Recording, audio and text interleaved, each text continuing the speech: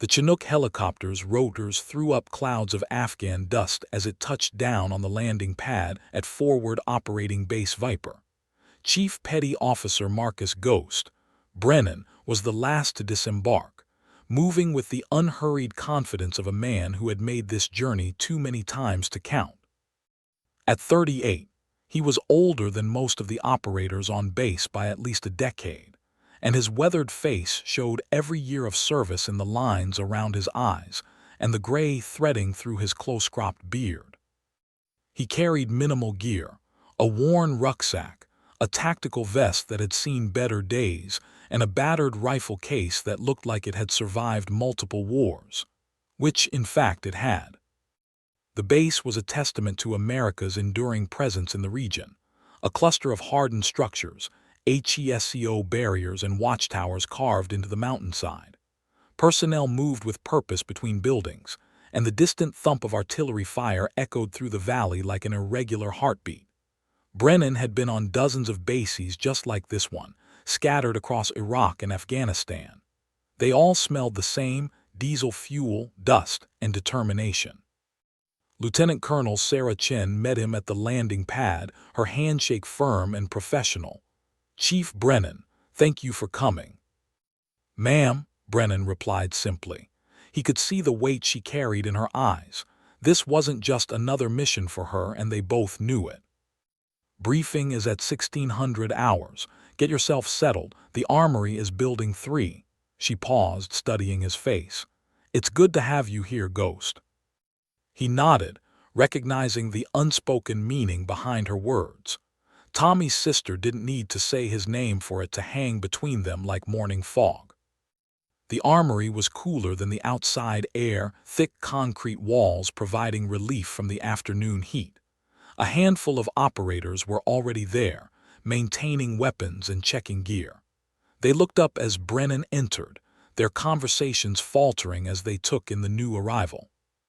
Staff Sergeant Kyle Morrison was cleaning his rifle at the far bench, a pristine M2010 enhanced sniper rifle with advanced optics that probably cost more than Brennan's first car. Morrison was everything the modern military prized: young, fit, confident, with sharp eyes and the kind of swagger that came from 3 successful deployments. At 26, he'd already earned a reputation as one of the best marksmen in the 75th Ranger Regiment. Brennan found an empty space at the workbench and set down his rifle case. The clasps were worn smooth from countless openings, and one of them stuck slightly. He had to jiggle it just right to get it to release. He'd been meaning to replace it for years but never had. The conversations in the Armory had stopped completely now. Everyone was watching. Brennan opened the case and carefully lifted out his rifle. The M40A3 had been state-of-the-art once, back when he'd first been issued it in 2009. Now, in 2024, it was practically a museum piece. The finish was worn off in places, showing bare metal underneath. The stock was wrapped in frayed paracord that had once been olive drab but had faded to a dingy gray-green. There were scratches, dings, and the kind of honest wear that only came from hard use in harsh conditions. Morrison's voice cut through the silence. "Jesus Christ, is that thing from Vietnam?" Snickers rippled through the room. Corporal Jenkins, Morrison's spotter, grinned. "Maybe it's a family heirloom, Sarge, passed down from his grandfather." Brennan said nothing, setting the rifle on the bench with careful reverence. He began his inspection with the methodical precision of a man who had performed this ritual thousands of times. Morrison walked over, his modern rifle slung casually over his shoulder. He leaned against the bench, studying Brennan's weapon with undisguised amusement. "No offense, Chief, but is it even loaded? That thing looks like it might fall apart if you breathe on it wrong." The Armory erupted in laughter. Even some of the more respectful operators couldn't help but smile. "I mean, don't they have newer rifles in the teams?" Jenkins added. "Or did the Navy's budget run out?" Brennan's hands never stopped moving. He removed the bolt, inspected it, checked the chamber. His expression remained neutral, almost serene. He'd heard it all before, different faces, same jokes, same assumptions. Young warriors always thought the newest technology was the answer. They hadn't learned yet that wars were won by the person behind the weapon, not the weapon itself. "Morrison," Sergeant First Class David "Doc" Williams called from across the armory, his tone carrying a warning edge. Maybe save the comedy routine for open mic night. But Morrison was on a roll, playing to his audience. "I'm just saying, Doc, maybe we should take up a collection. Get the chief here something from this century. Hell, my grandmother's hunting rifle probably has better optics." More laughter. Brennan calmly applied oil to the bolt, his movements smooth and practiced. He reassembled the rifle, checked the trigger pull, and ran his hand along the worn stock like greeting an old friend. Finally he spoke, his voice quiet but carrying clearly through the armory. "She shoots straight, that's all that matters." Morrison shrugged, pushing off the bench. "If you say so, Grandpa, just try to keep up tomorrow." As the younger operators returned to their own preparations, Brennan continued his work in silence. The rifle in his hands had been with him through hell and back. It had never let him down. By tomorrow's dawn, everyone in this armory would understand why. The sun was setting over the Hindu Kush Mountains, painting the peaks in shades of orange and purple that would have been beautiful if Brennan hadn't learned long ago to see terrain instead of scenery. He sat on the firebase perimeter, his back against a HESCO barrier, his rifle laid carefully across his lap. The weapon gleamed dully in the fading light, freshly cleaned and oiled, ready for tomorrow's work. The base had settled into its evening rhythm. Generators hummed their constant drone, and somewhere a radio played country music at low volume. Brennan watched the shadows lengthen across the valley below, his mind half in the present and half in memories that never quite faded. Footsteps crunched on gravel behind him. Brennan didn't turn. He'd already identified the gate. Sergeant First Class David "Doc" Williams approached with 2 steaming cups of coffee, the good stuff from his personal stash, not the burnt motor oil they served in the chow hall. "Mind some company, Chief?" Doc asked, already lowering himself to sit beside Brennan. "Free country," Brennan replied, accepting the coffee with a nod of thanks. They sat in comfortable silence for a moment, 2 veterans who understood that sometimes the best conversations were the ones that didn't need many words. Doc was Special Forces, a medic who'd done more tour than most operators would admit to wanting. He'd worked alongside SEALs in some of the hairiest operations in Iraq and Afghanistan. He was one of the few people on this base who actually knew who Ghost Brennan was. "Kids giving you grief?" Doc finally asked, nodding back toward the armory.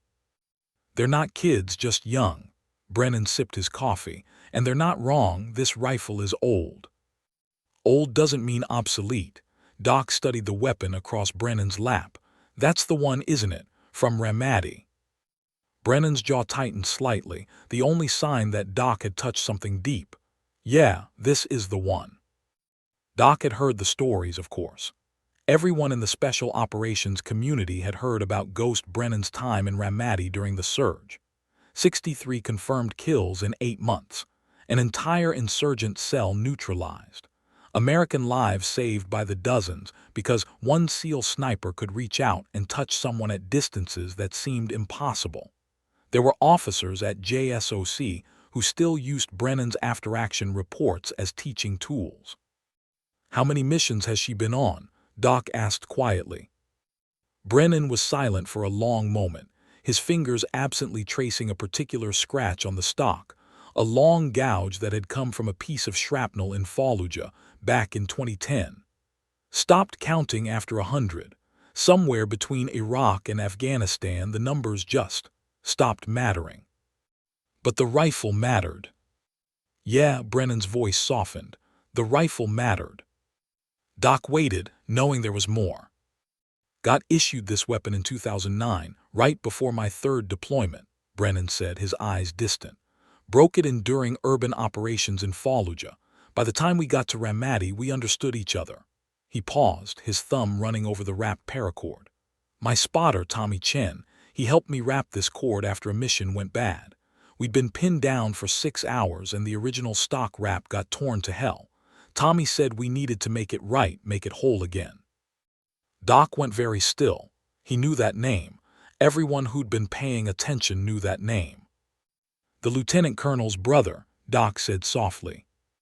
Brennan nodded, his expression carved from stone.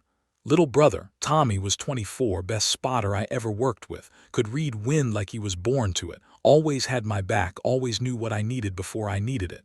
His voice caught slightly. May 15, 2010. We were providing overwatch for a Marine patrol in Ramadi. RPG came out of nowhere. We never even saw the shooter. Tommy took most of the blast. The mountain shadows grew longer. Somewhere in the distance, a coyote howled. He died in my arms, Brennan continued, his voice barely above a whisper. Took him maybe 3 minutes, long enough to know he wasn't going to make it, long enough to talk. He lifted the rifle slightly, looking at it with something approaching reverence. Last thing he said was, keep the shots true, Ghost. Keep shooting for both of us. Made me promise I wouldn't retire this rifle. Said it had his blood on it, his luck in it. Said as long as I kept using it, he'd be there with me. Doc didn't say anything. What could you say to that?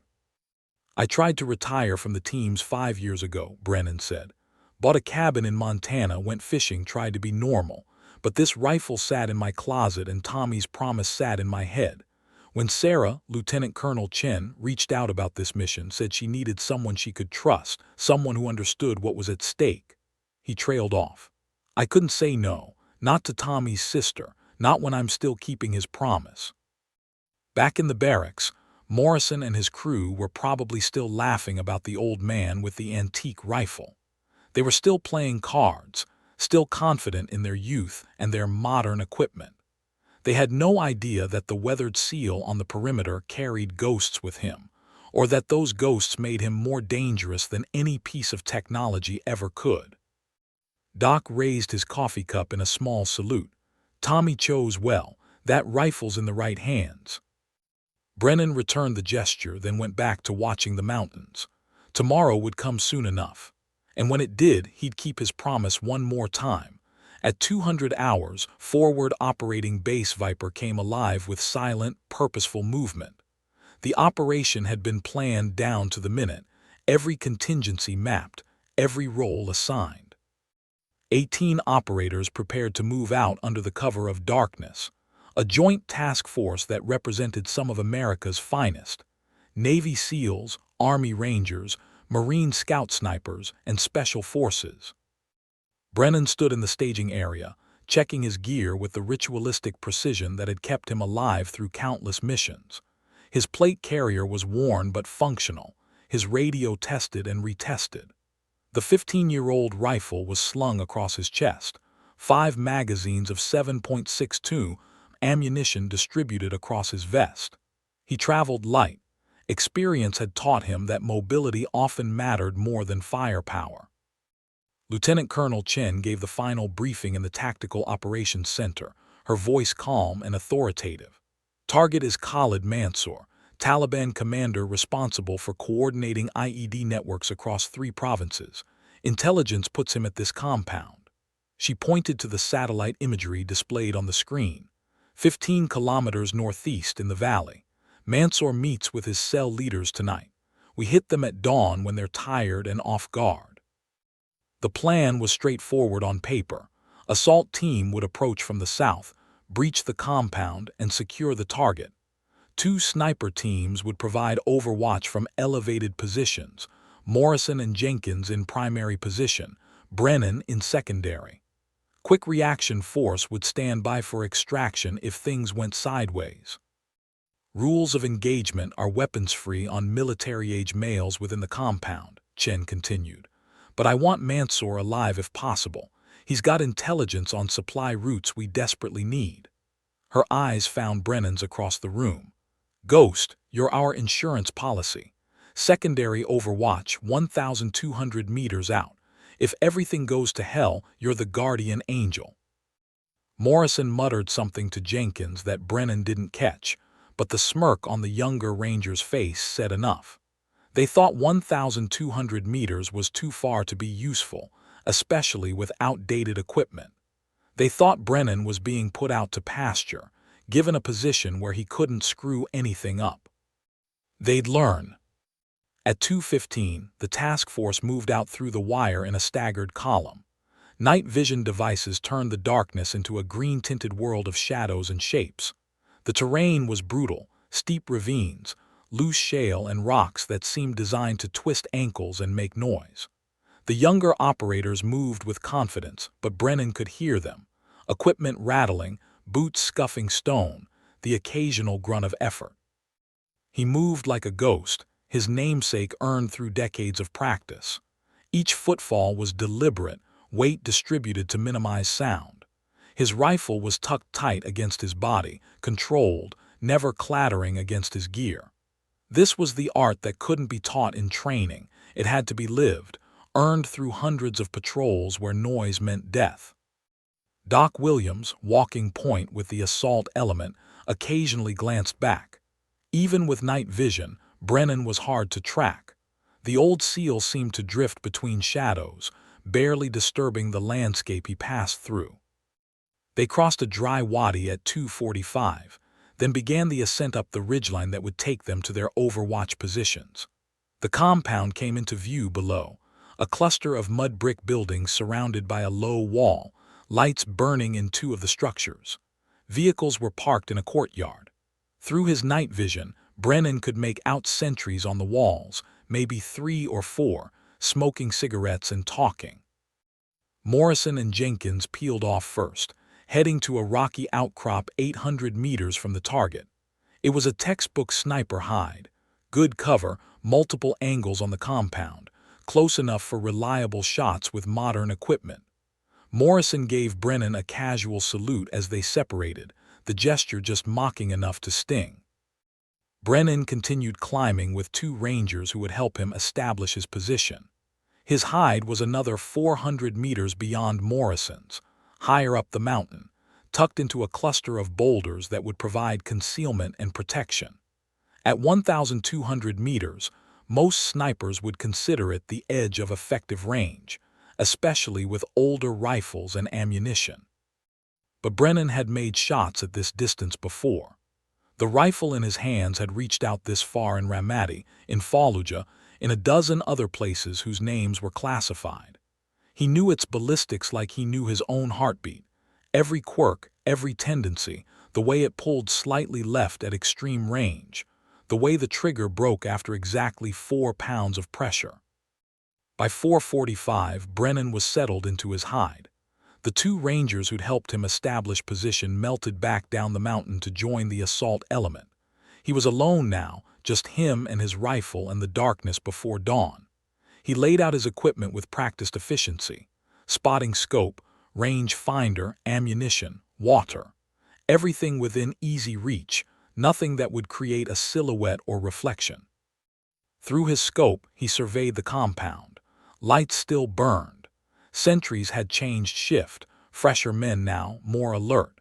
He could see the assault team staging 200 meters south of the target, invisible in the darkness. Morrison's position was barely visible even though Brennan knew exactly where to look. At 5:30, the sky began to lighten in the east, that false dawn that turned the world gray and uncertain. The call to prayer echoed across the valley from a distant village, a haunting sound that Brennan had heard on hundreds of mornings just like this one. His breathing slowed, his heart rate dropped, the rifle settled into the bipod like coming home. And then, 30 meters from the compound wall, someone in the assault team triggered a sensor. The valley exploded with light and gunfire, and Brennan's world contracted to the circle of his scope. Everything they'd planned had just gone to hell, and the old SEAL with the ancient rifle suddenly became the most important person on the battlefield. The dawn had come early, and it had brought chaos with it. The sensor's alarm shrieked across the valley like a wounded animal, shattering the pre-dawn stillness. Floodlights blazed to life around the compound, turning night into harsh, artificial day. For a split second, everything froze. 18 American operators caught in the open, exposed, their carefully planned approach torn apart by a single misstep. Then the world erupted. Muzzle flashes sparked from concealed fighting positions that intelligence had never identified. Machine gun fire ripped across the killing ground where the assault team had been advancing. Tracers cut through the gray dawn like deadly fireflies. The Taliban commander had been expecting them, whether through leaked intelligence, pattern recognition, or pure paranoid preparation didn't matter now. What mattered was that Mansour had turned his compound into a fortress, and the Americans had walked straight into the trap. Contact front, multiple shooters. The radio exploded with urgent voices, training overcoming panic. We're pinned, I say again, we are pinned down. Through his scope, Brennan watched the chaos unfold with the detached clarity that came from too many missions gone wrong. The assault team had managed to reach a shallow depression 30 meters from the compound wall, but it provided minimal cover. Rounds kicked up dirt and rock around them. He could see muzzle flashes from at least 6 positions: windows, rooftop, murder holes in the compound wall. Morrison's voice crackled over the radio, sharp with adrenaline. Viper 2-1 engaging targets. I've got the west wall sentries. 2 quick shots rang out from Morrison's position. Through his spotting scope, Brennan saw 2 Taliban fighters on the west wall drop. Good shots, clean kills. Morrison was living up to his reputation, but it wasn't enough, not nearly enough. This is Viper 6, Lieutenant Colonel Chen's voice cut through the radio chatter, calm and commanding despite the chaos. Assault element, hold position. Sniper teams, we need suppressing fire on those gun positions. Air support is 12 minutes out. 12 minutes might as well have been 12 hours. Brennan could see 3 American operators down in the depression, Doc Williams already working on them with frantic efficiency. The rest were returning fire, but they were massively outgunned and had nowhere to go. Advancing was suicide. Retreating meant leaving the wounded behind. Morrison engaged another target, a fighter in a second-story window. The man dropped. Viper 2-1, 3 tangos down. I'm taking heavy fire, need to displace. Even as Morrison spoke, Brennan could see rounds impacting around the Rangers' position. The Taliban had identified his muzzle flash and were concentrating fire. Smart tactics. Take out the American snipers, and the assault team was helpless. 2-1 approved, fall back to secondary position, Chen ordered. Then, almost as an afterthought, Ghost, what's your status? Brennan keyed his radio, his voice quiet and steady. Ghost is in position. I have eyes on target area, multiple threats identified.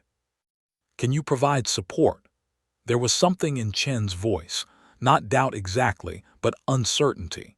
She was asking if a man with a 15-year-old rifle could make a difference from 1,200 meters away. Brennan's response was simple: send it.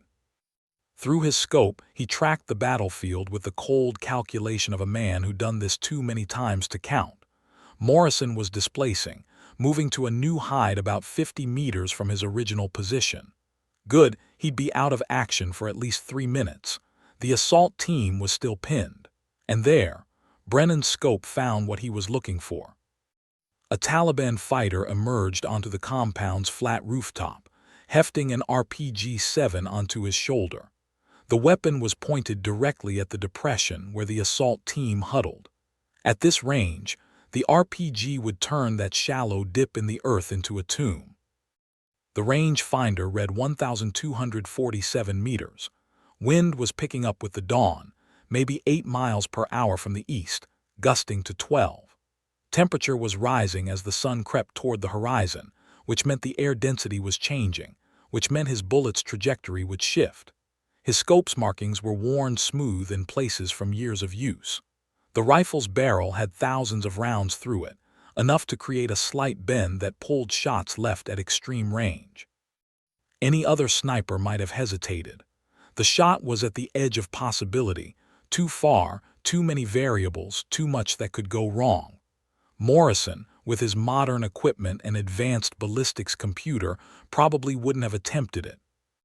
But Brennan had made harder shots, and more importantly, Tommy Chen's voice echoed in his memory. "Keep the shots true, Ghost. Keep shooting for both of us."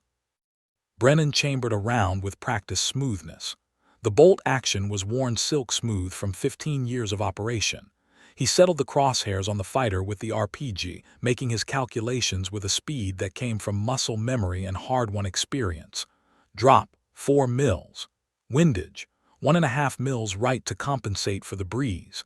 Add a 1/4 mil left for the rifle's tendency. The fighter was moving, turning to aim the RPG. Brennan exhaled slowly, finding that space between heartbeats where the entire world went still. His finger found the trigger, applying pressure with the gentle certainty of a man who trusted his weapon absolutely. The rifle bucked against his shoulder with authority. For one endless second, the bullet crossed 1,247 meters of Afghan mountainside. Brennan didn't wait to confirm. He was already cycling the bolt, chambering the next round, his scope sweeping for the next threat. The Taliban fighter dropped like a puppet with cut strings, the RPG clattering unfired onto the rooftop. Brennan keyed his radio, his voice still calm. "Ghost, Tango down." In the assault team's depression, someone whispered, "Holy shit." Morrison, still moving to his new position, froze mid-step, his spotter scope swinging toward Brennan's hide in disbelief. But Brennan was already moving to his next target. A machine gunner was firing from a second-story window, his muzzle flash bright in the growing dawn. Range, 1,198 meters. Wind, holding steady. The fighter was focused on the assault team, never imagining that death could reach him from so far away. Brennan's second shot shattered the window and the man behind it. "Two down," he reported. The 15-year-old rifle wasn't jamming. It wasn't falling apart. It was singing its deadly song, and every note was perfect. The weapon that Morrison had mocked, that Jenkins had laughed at, that every young operator on base had dismissed as a relic, it was about to teach them all a lesson they'd never forget. On the compound wall, another fighter appeared, this one with a PKM machine gun. He was setting up to enfilade the assault team's position, to cut them to pieces from an angle they couldn't defend against.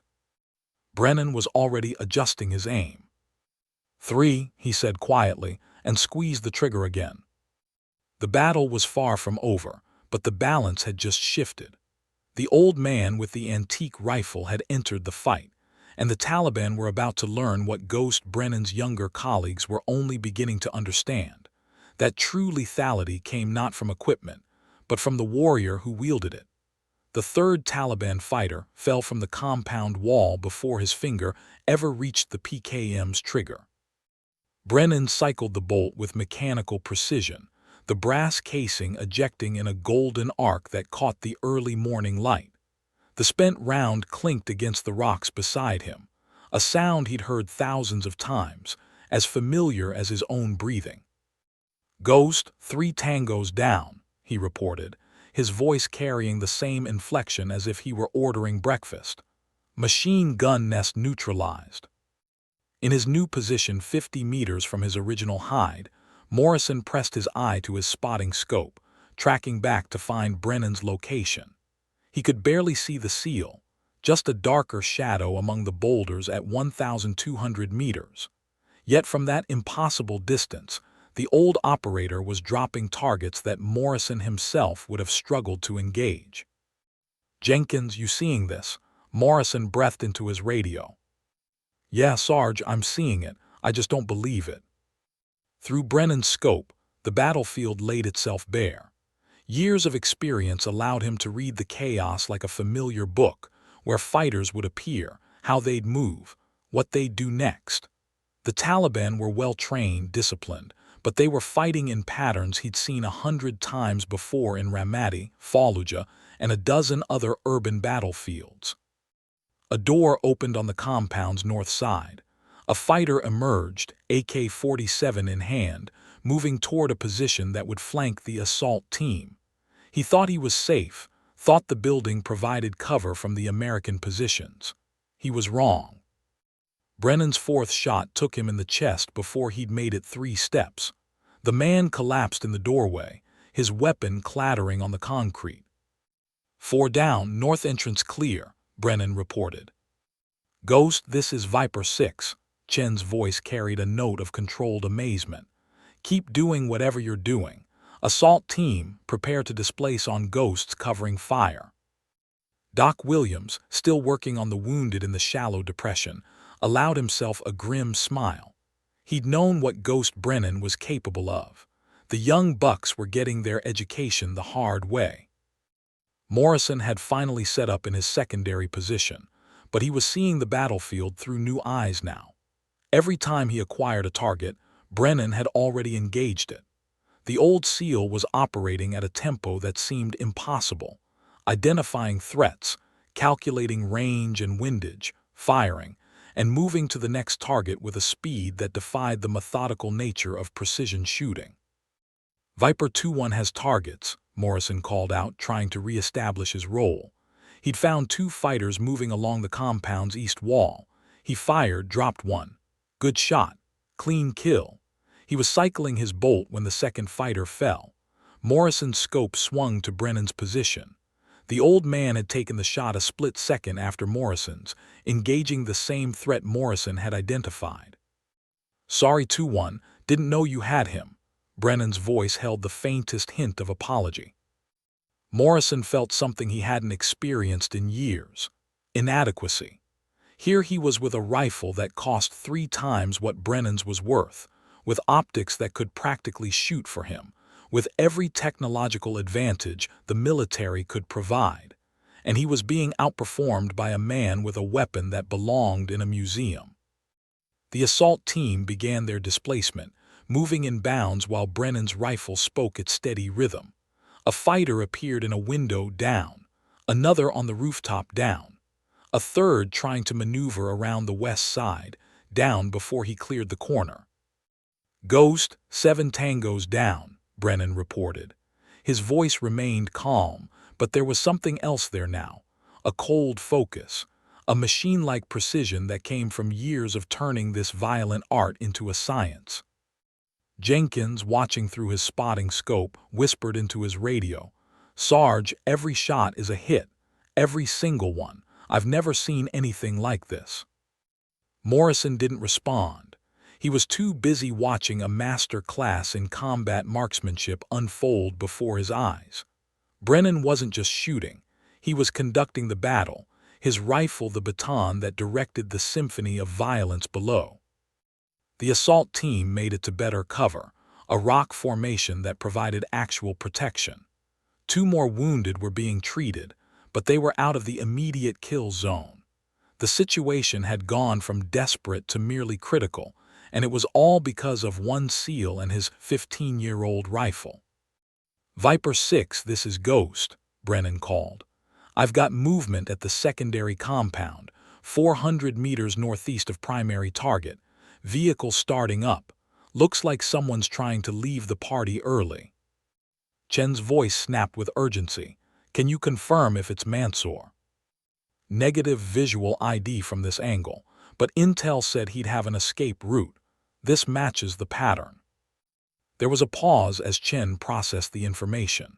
The primary compound was still hot, the assault team was regrouping, and now their high-value target was potentially slipping away.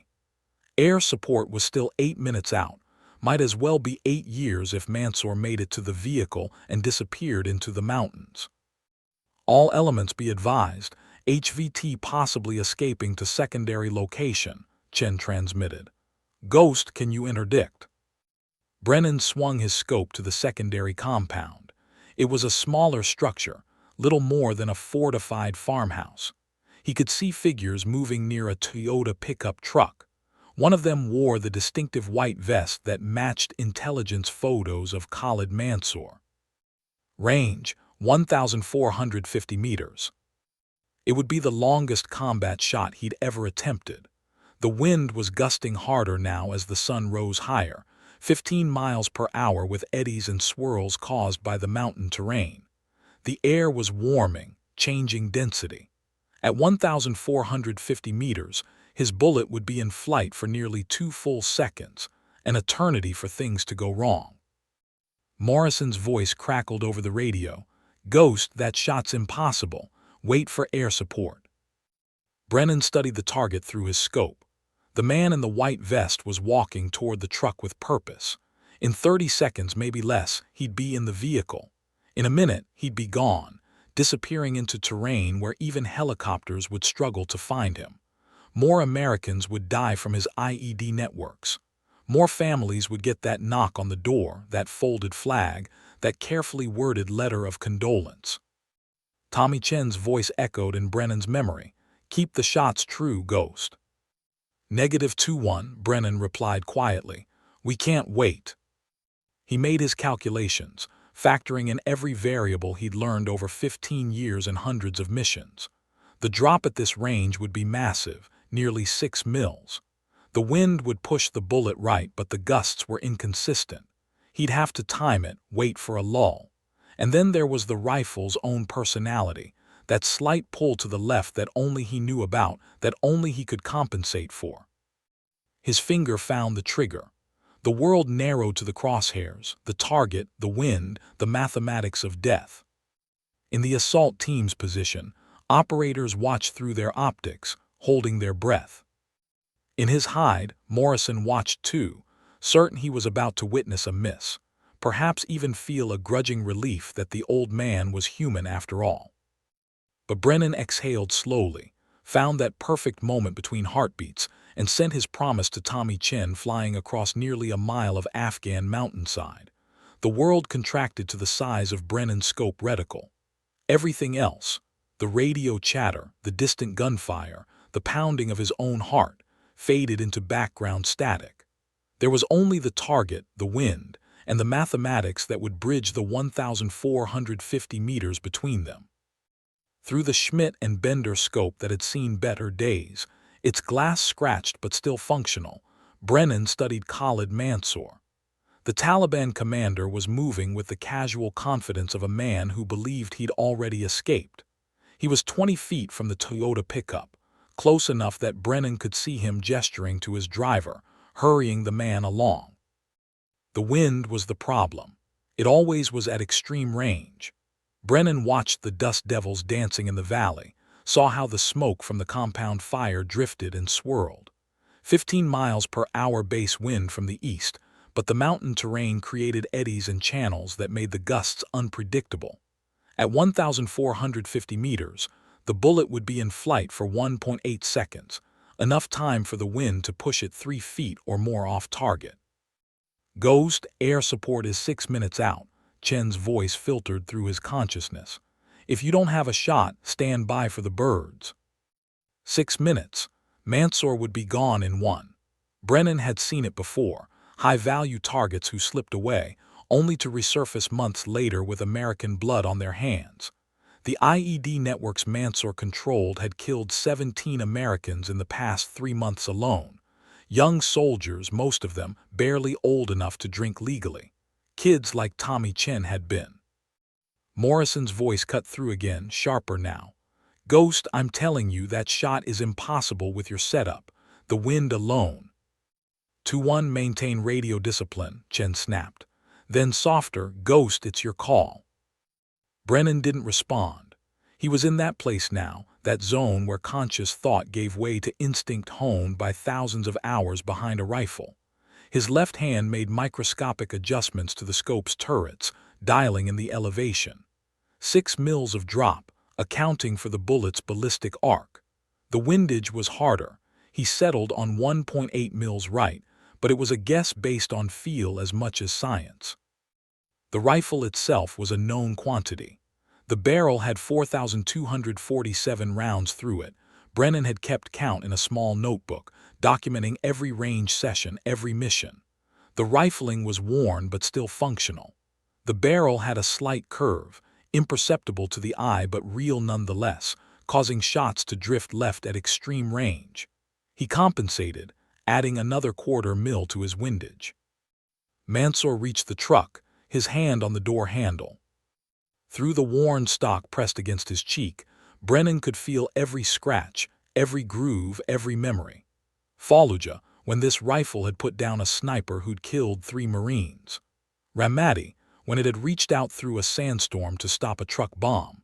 That night operation in Helmand when Tommy had called the wind perfectly, and Brennan had made a shot that saved an entire squad.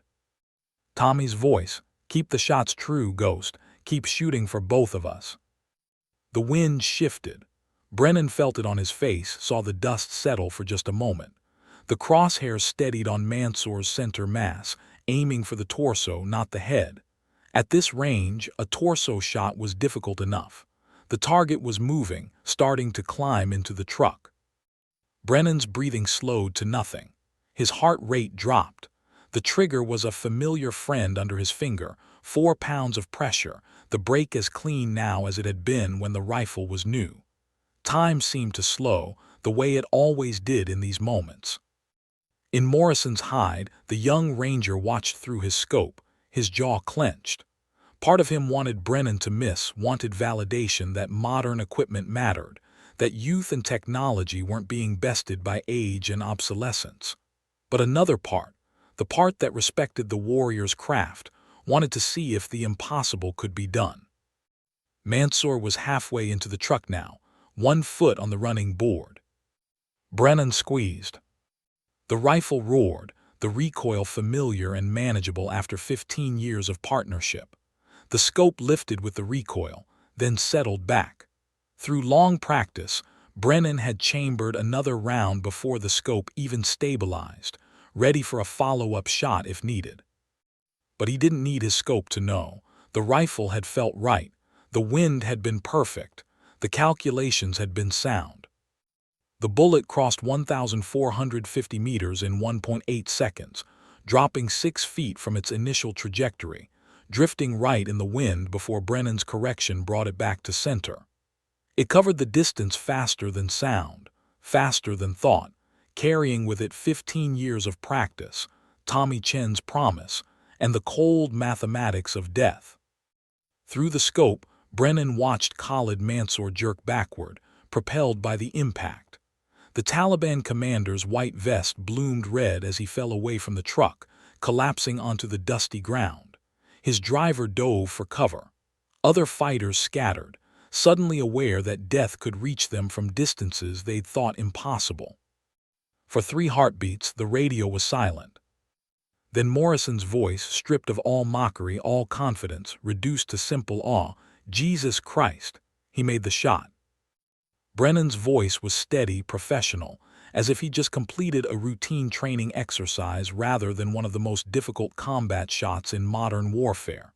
Viper 6, this is Ghost. Target neutralized. White vest is down, not moving. Recommend air support secure the secondary site. Copy that, Ghost. Chen's voice carried something that might have been emotion, quickly suppressed. Outstanding shooting. All elements HVT is down. Air support, redirect to secure secondary compound. In the assault team's position, Doc Williams was grinning despite the wounded men around him. He'd known what Ghost Brennan could do. Jenkins, Morrison's spotter, stared through his optics at the secondary compound, at the body lying motionless 1,450 meters away. "Sarge, did you see the wind? The range? With that old rifle?" Morrison didn't answer immediately. He was calculating in his head, the drop, the drift, the variables. With his modern rifle and ballistic computer, it would have been at the very edge of his capabilities. With Brennan's equipment, it should have been impossible. Should have been. "Yeah," Morrison finally said, his voice quiet. "I saw it." The battle at the primary compound was winding down. The assault team was advancing now, encountering minimal resistance. The Taliban fighters who remained were surrendering or fleeing. Above, the distinctive whoop-whoop-whoop of Apache helicopters grew louder as air support arrived. Brennan chambered another round out of habit, scanning for additional threats. But the fight was over. The sun had fully risen now, bathing the valley in golden light. Somewhere in the distance, a rooster crowed, absurdly normal against the backdrop of gunfire and chaos. "Ghost, this is 2-1, Morrison's voice came through, different now. The cockiness was gone, replaced by something closer to respect. That shot was incredible." "Just doing the job, 2-1, Brennan replied. But his hand rested on the rifle's stock, fingers tracing the familiar grooves and scratches. The weapon had performed flawlessly, just as it always had, just as Tommy had known it would. Lieutenant Colonel Chen's voice returned to the radio, all business now despite the personal victory this represented. "All elements, prepare for site exploitation. Air support is securing secondary compound now. Ghost, maintain overwatch until we're clear." "Copy, Viper 6, Ghost maintaining position."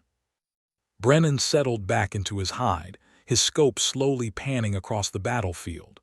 The 15-year-old rifle rested in his hands, still warm from the shot that would be talked about for years to come.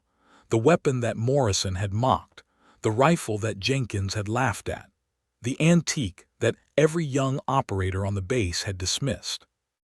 It had just made a shot that most snipers would never attempt, let alone complete successfully.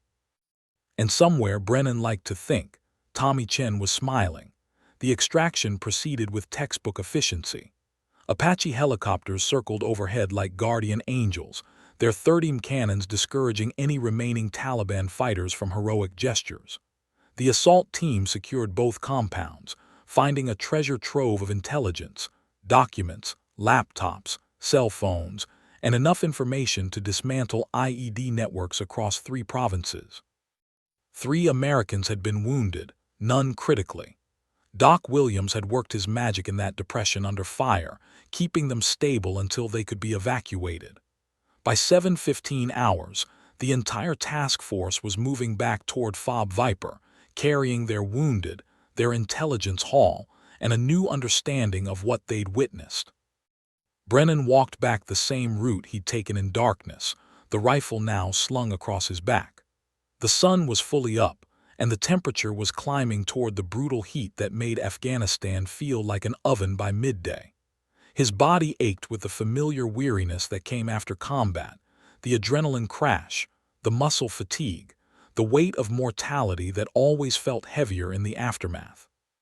Morrison fell into step beside him about halfway back to the firebase. The young ranger had been quiet on the radio during the extraction, professional but subdued.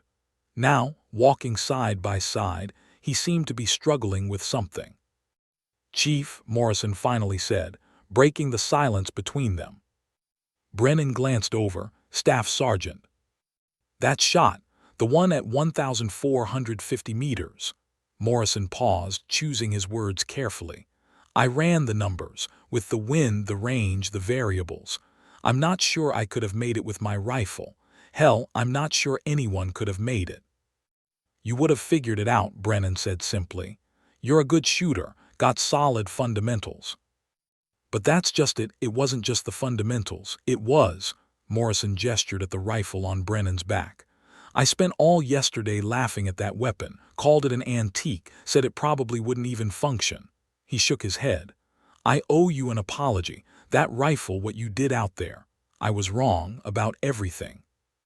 They walked in silence for a few steps, boots crunching on loose stone. Somewhere ahead, Jenkins was helping carry one of the intelligence cases, periodically looking back at Brennan with something approaching reverence. "It's not the rifle, son," Brennan finally said, his weathered face thoughtful. "Don't get me wrong, this is a good weapon. Reliable, accurate, well-made. But I've seen guys with the finest equipment money can buy miss shots at 400 meters. And I've seen others with beat-up hand-me-downs put rounds through the same hole at 800. Then what's the difference?" Brennan unslung the rifle, cradling it across his arms as they walked. His fingers traced the worn paracord, the scratches and dings that marked 15 years of service. "Understanding, partnership. This rifle and I have been through hell together. I know exactly how it shoots, how it handles, what it'll do in any condition. I know that at extreme range it pulls a 1/4 mil left. I know the trigger breaks at 4 pounds, 2 ounces. I know that when it's hot, the point of impact shifts about half an inch high at 1,000 meters. He looked at Morrison, his eyes carrying the weight of experience. You can't learn that stuff from a manual or a spec sheet. You learn it by shooting thousands of rounds, by taking it into combat and trusting your life to it, by maintaining it, cleaning it, caring for it until you know it better than you know yourself. Morrison was listening intently now, the way a student listens to a master. Modern equipment is great, Brennan continued. Those ballistic computers, the advanced optics, all that technology, it absolutely has its place. It gives you an edge, but it's just a tool. The real weapon is up here. He tapped his temple. It's the training, the experience, the ability to read wind and terrain and distance. It's knowing when to take the shot and when to wait. It's having the discipline to do everything exactly right when lives depend on it. They crested a ridge, and Fob Viper came into view below, its HESCO barriers and guard towers promising safety and hot food. Every scratch on this rifle tells a story, Brennan said quietly. Every mission teaches it something new, teaches me something new. This gouge here, he pointed to a long scrape on the stock. Shrapnel from an RPG in Fallujah, this burn mark. Hot brass from a machine gun that was right next to my position in Ramadi. This wrap job on the stock. My spotter did that after a hard mission. His name was Tommy Chen. Morrison's eyes widened slightly. The lieutenant colonel's brother. Yeah, he died while I was still using this rifle. Made me promise not to retire it, to keep shooting for both of us. Brennan's voice was steady, but there was emotion underneath, carefully controlled. So every time I take a shot, he's there with me. Every time I maintain this weapon, I'm honoring that promise. It's not just a rifle anymore. It's a legacy, a connection to everyone who's been there with me. They descended toward the firebase in silence. Morrison was processing, reevaluating everything he thought he knew about equipment and capability. At the gate, Jenkins and several other operators were waiting. Word had already spread through the base about what had happened. 7 confirmed kills from extreme range, including the shot that killed Mansour. As Brennan and Morrison approached, the younger operators stepped aside respectfully, their mockery from yesterday replaced by something else entirely. Jenkins spoke first. Chief Brennan, that shooting this morning, it was an honor to witness it, sir. Brennan nodded acknowledgement but didn't smile. He didn't do this work for recognition or respect. He did it because men like Tommy Chen had died believing in him, trusting him to keep making the hard shots. Morrison stepped forward and in front of everyone extended his hand. Chief, I was out of line yesterday, disrespectful. I judged you and your equipment without understanding a damn thing. He glanced at his own pristine rifle with its expensive optics and modern materials. I'd be honored if you teach me, not just about shooting, but about everything else that matters out here. Brennan studied the young ranger for a moment, seeing himself 20 years ago, confident, skilled, but not yet wise. Then he took Morrison's hand, his grip firm. Buy me a coffee, Brennan said with the ghost of a smile, and we'll talk about what really matters. As they walked into the firebase together, Brennan glanced back at the mountains they'd just left, at the valley where he'd kept his promise to Tommy one more time. The rifle on his back felt lighter somehow, as if it too understood that respect had been earned, that the laughter had stopped, and that sometimes the old ways were still the best ways. In the Tactical Operations Center, Lieutenant Colonel Chen watched them through the window, her hand unconsciously touching the small photograph she kept in her pocket, a picture of her younger brother, smiling in his SEAL gear, his arm around a younger version of Marcus Brennan. Thank you, Ghost, she whispered to the empty room. Tommy would be proud. Outside, the firebase returned to its normal rhythm, but something had shifted. The old SEAL with the ancient rifle had reminded an entire generation of warriors that technology was just a tool, that true mastery came from dedication and understanding, and that sometimes the most reliable weapon was the one that had proven itself 1,000 times before. The laughter had stopped, and the learning had begun. The sun was setting again over the Hindu Kush, painting the mountains in the same shades of orange and purple that had greeted Brennan's arrival just 2 days ago. It felt like a lifetime had passed since then. He sat in the same spot on the firebase perimeter, his back against the same HESCO barrier, his rifle once again laid carefully across his lap. The weapon gleamed dully in the fatting light, freshly cleaned after the morning's work. 7 Taliban fighters had fallen to this rifle today. 7 men who would never plant another IED, never kill another American soldier, never send another family into mourning. It was grim mathematics, the kind that kept Brennan awake some nights, but it was necessary work. Footsteps approached, different from Doc's measured gait. Brennan didn't turn, but he knew who it was before she sat down beside him. Lieutenant Colonel Sarah Chen lowered herself to the ground with a soft exhale, her eyes fixed on the same mountain vista her younger brother had once looked upon. For a long moment, neither of them spoke. The silence between them was comfortable, weighted with shared grief and understanding. "Tommy would be proud," Chen finally said, her voice soft. "That shot you made, it was for him too, wasn't it?" Brennan's weathered hands rested on the rifle, fingers tracing patterns on the worn stock. "Every shot is for him, for all of them we've lost." He paused, his jaw tightening slightly. "Some days I wonder if I'm honoring his memory or just unable to let go." "Both, maybe," Chen said. "But there's nothing wrong with that. He believed in you, Ghost. He believed in what you could do, what you represented. The discipline, the dedication, the refusal to take shortcuts." She looked at the rifle. "He'd love that you're still using this weapon, that you kept your promise." "It's getting harder," Brennan admitted, a rare moment of vulnerability. "My eyes aren't what they used to be. My hands shake sometimes, just a little. I can still make the shots, but I wonder how much longer before I can't. Before this rifle deserves someone younger, sharper." Chen shook her head firmly. "That rifle deserves exactly who it has. You proved that today. Morrison told me what you said, about understanding, partnership, knowing your weapon better than yourself. That's not something you can teach in a classroom or a training manual. That's earned through years of doing the work." She pulled out her phone, scrolling to a message. "The intelligence we recovered from Mansour's compound has already yielded results. 3 IED cells disrupted, 4 more high-value targets identified.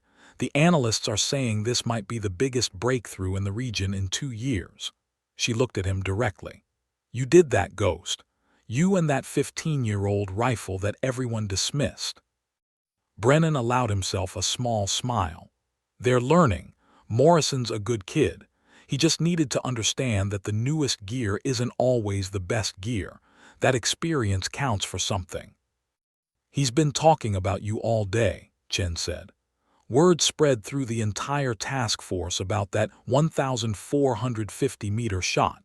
I've had 3 different commanders ask if you'd be willing to do some training, share your knowledge with their snipers." "Maybe," Brennan said noncommittally. But there was something in his tone that suggested he was considering it, that perhaps his purpose wasn't just in pulling the trigger, but in passing on what he'd learned. They sat in silence as the sun dropped lower, the sky deepening from orange to crimson to purple. Somewhere in the firebase, the evening call to chow was announced. Generators hummed their constant background drone. A radio played quietly from an open window, classic rock this time, something by Creedence Clearwater Revival. "I got orders this morning," Chen said quietly. "Rotation back to JSOC headquarters in 6 weeks. They want me to help develop new training protocols for joint operations." Brennan nodded slowly. "You'll be good at that. Tommy always said you were the smart one in the family." Chen laughed softly, the sound carrying both warmth and sadness. "He used to say you were the best sniper he'd ever worked with, that you could make any weapon sing, but that rifle in particular was something special. He called it Ghost's voice."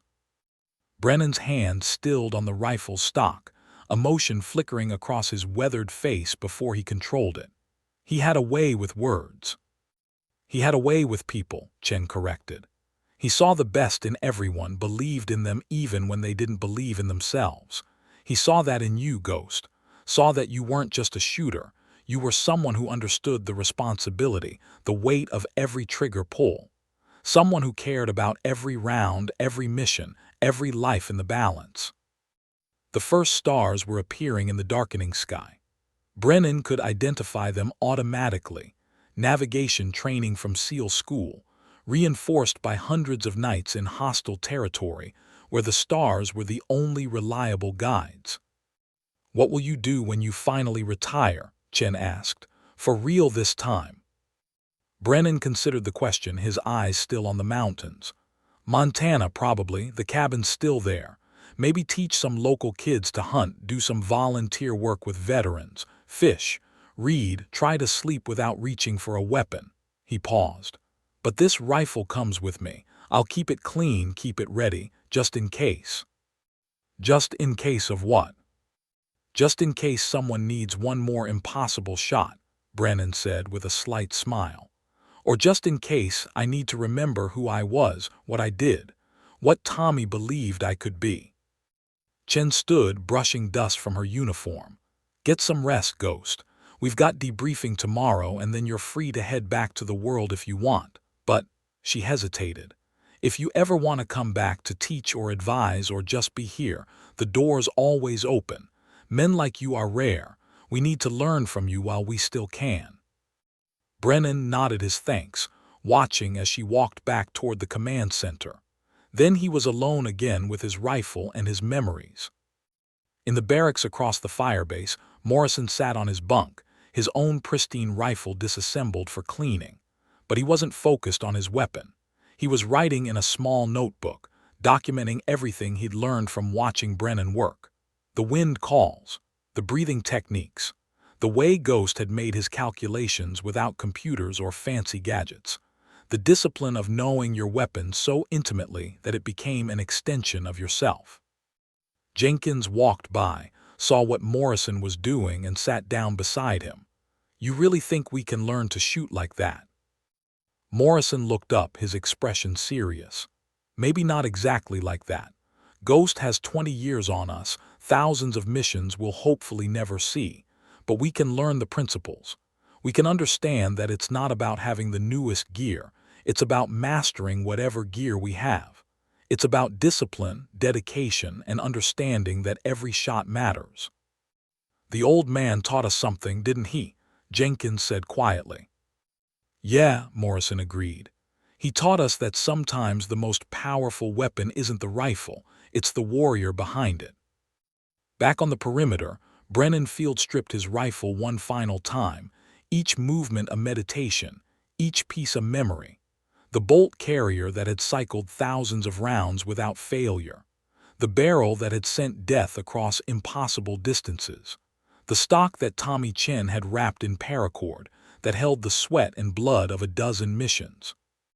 He reassembled it slowly, reverently, then held it across his lap and looked out at the mountains one more time. Tomorrow he'd return to the debriefing rooms and the paperwork. Eventually, he'd return to Montana and that quiet cabin. But tonight, he was still Ghost Brennan, still a warrior with a 15-year-old rifle that had proven once again that modern didn't always mean better. The laughter had stopped. By dawn, they'd learned respect. By dusk, they'd learned something more important, that legacy wasn't about equipment or technology. It was about dedication, discipline, and the willingness to master your craft so completely that even an old weapon in skilled hands could work miracles. Brennan ran his hand along the rifle's stock one more time, feeling every scratch, every story, every promise kept. "We did good today, old friend," he whispered to the weapon. "Tommy would be proud."